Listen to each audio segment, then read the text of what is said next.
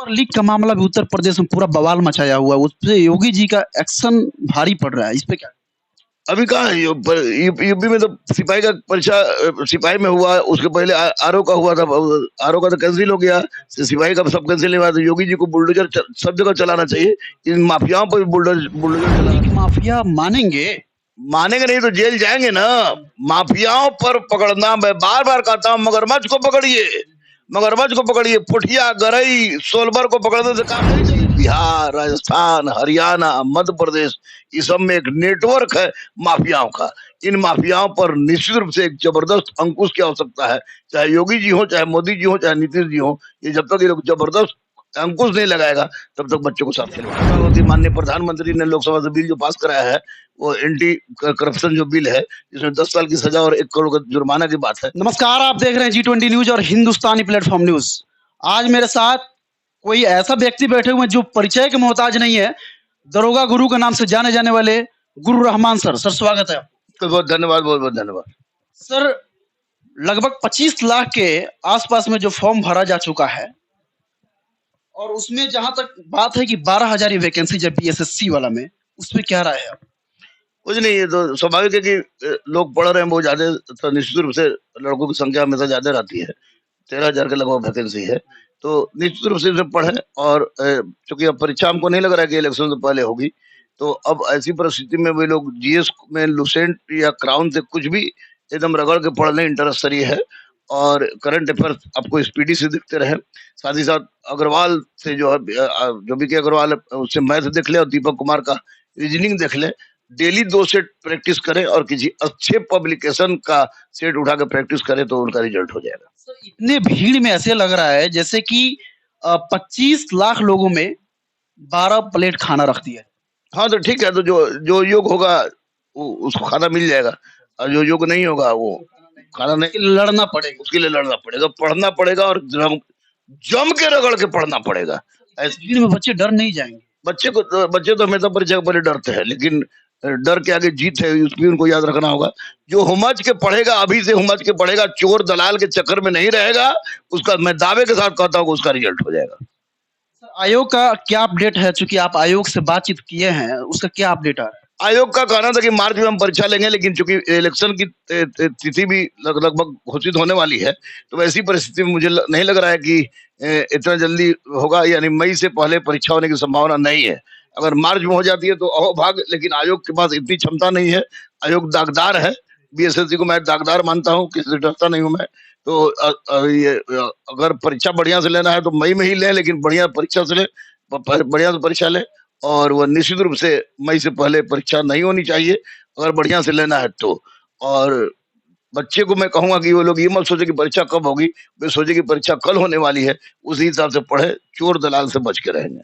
पहले जो परीक्षा होती थी उसमें एक बार फॉर्म डालिए, 2 साल 3 साल 4 साल बाद एग्जाम होता था, लेकिन अभी फिलहाल के जब लगभग 1 साल की जनगणना अगर हम लोग देख रहे हैं, तुरंत फॉर्म भरा, कुछ दिन बाद एग्जाम हो गया, तुरंत फॉर्म भरा, एग्जाम हो गया। जिस तरीके से बीपीएससी 1 में हम लोग देखे, 2 में देखे, 3 में अभी देखने जा रहे हैं। देखिए, शिक्षक में हुआ तो शिक्षकों की व्यापक कमी थी, तो व्यापक कमी थी, उस कमी को दूर करने के लिए जरूरी था। और के पाठक एक आशीर्वाद के रूप में शिक्षक महल में आया, और माननीय नीतीश कुमार ने भी बहुत जबरदस्त काम किया शिक्षा के क्षेत्र में। तो निश्चित रूप से ये जरूरी था शिक्षकों की बहाली, लेकिन बहाली का एक सबका रूटीन होना चाहिए।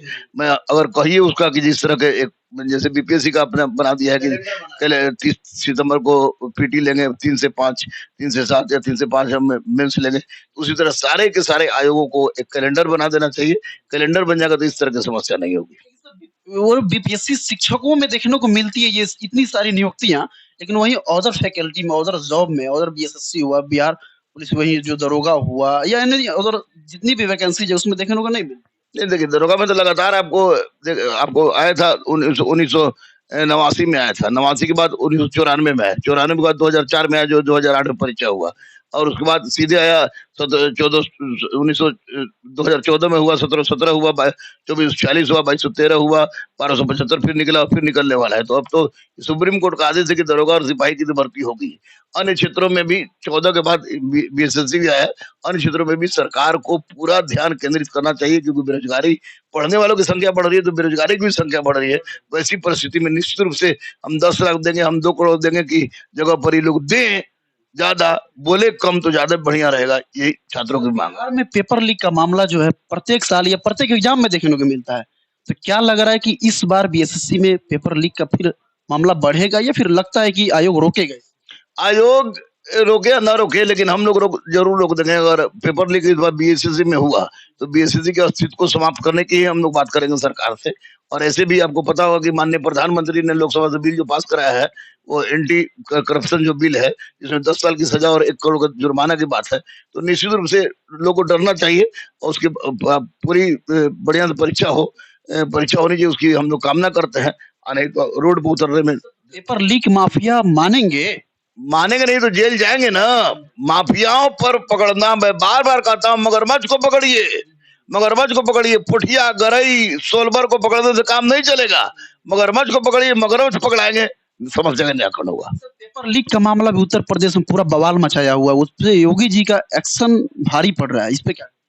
अभी कहाँ है यूपी में तो सिपाही का परीक्षा सिपाही में हुआ, उसके पहले आरओ का हुआ था, आरओ का तो कैंसिल हो गया, सिपाही का सब कैंसिल हुआ। तो योगी जी को बुलडोजर सब जगह चलाना चाहिए, इन माफियाओं पर बुलडोजर चलाना चाहिए।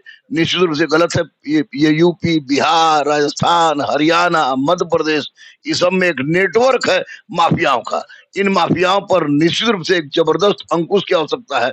चाहे योगी जी हो, चाहे मोदी जी हो, चाहे नीतीश जी हो, ये जब तक ये लोग जबरदस्त अंकुश नहीं लगाएगा तब तक बच्चों को साथ खिलवाड़ होता रहेगा। चलिए, हमारे साथ थे गुरु रहमान, इनके बातों को सुने, बीएसएससी के एग्जाम को लेकर के क्या क्या अपडेट है। इन्होंने आयोग से भी बातचीत किया और बाकी बहुत सारा फंडामेंटल भी बताया। सर, लास्ट में यही पूछूंगा कि बच्चे बीएसएससी की तैयारी किस तरीके से करें? बीएसएससी की तैयारी में आप लोग जितना पढ़े हो तो पढ़ लीजिए, लेकिन लुसेंट या क्राउन या घटना चक्र में, तीनों में से कोई एक किताब को रगड़ के उसको पढ़िए। मैथ के लिए बीके अग्रवाल हो गए, आरके अग्रवाल हो गए, और रीजनिंग के लिए आपको दीपक कुमार का रीजनिंग है, उसको देख सकते हैं। स्पीडी करंट अफेयर्स के लिए उमज के देखिए। लगे रहिए, डेली कम से कम 2 प्रैक्टिस कीजिए, चोर दलाल से बच के रहिए, और ये सोच के चलिए कि ये 13,000 सीट में 1 सीट आपका है। ठोक के आएंगे, ठोक के आएंगे, ठोक के आएंगे, विजयी भवा। गुरु रहमान एक ऐसे ईमानदार शिक्षक हैं जो अपने पब्लिकेशंस की बात नहीं करते हैं, ये उस पब्लिकेशन का बात करते हैं जहां से बच्चे पढ़ाई भी करे और निकल भी जाए। देखते रहिए आप लोग G20 न्यूज और हिंदुस्तानी प्लेटफॉर्म न्यूज। जय हिंद, जय भारत।